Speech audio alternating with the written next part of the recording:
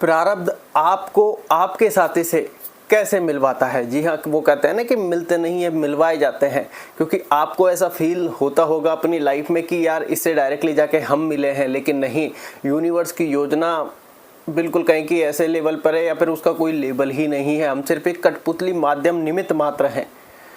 ये बात आप ध्यान रखें, क्योंकि यूनिवर्स की योजना इस प्रकार है कि हमारा मन या फिर कहीं कि हम एक बार उस चीज़ को मना कर देते होंगे, लेकिन हमारा वहाँ पर जाकर जाना अगर निश्चित लिखा है तो हम निश्चित ही पहुँच जाते हैं, या कोई व्यक्ति हमें फोर्स कर कर वहाँ तक पहुँचा देता है। ये बात बिल्कुल तय है कि अगर आपका वहाँ पर पहुँचना लिखा है तो कोई ना कोई माध्यम बनेगा, या फिर आप अपनी स्वेच्छा से अपने आप स्वतः ही पहुंच जाओगे। क्योंकि यूनिवर्स ने योजना फिक्स करके आपको कहां पर कब किस समय जाकर किससे मिलना है, वहां पर क्या बातें होनी है, क्या सारे इंसिडेंट आपके साथ आपकी लाइफ में होने हैं, ये ऑलमोस्ट प्री डिसाइडेड है। क्यों?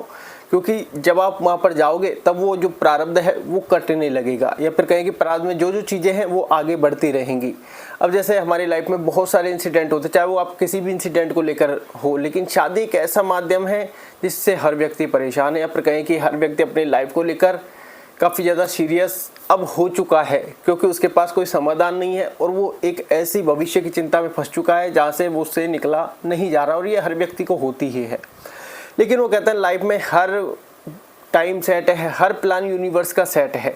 अब पहले आपको मैं एक स्टोरी समझाऊंगा, लेकिन उस स्टोरी से पहले आपको जैसे समझाते प्रारब्ध आपको कैसे मिलवाता है।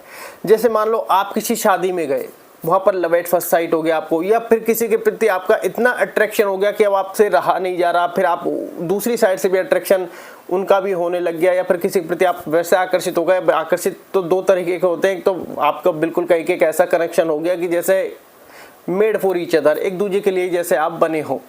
तो ऐसा कॉम्बिनेशन की हम बात कर रहे हैं। तो नॉर्मल सा वहाँ पर देखा जाता है कि आपके जाने का इच्छुक नहीं थे आप, आपके मित्र ने कहा कि चलो शादी में चलते हैं, तू मेरे साथ तो ले। जैसे पॉसिबल होता है ना कि यार अकेले जाने की इच्छा नहीं, तो मेरे साथ चल, क्या दिक्कत है, मेरे पास तो कार्ड आया है।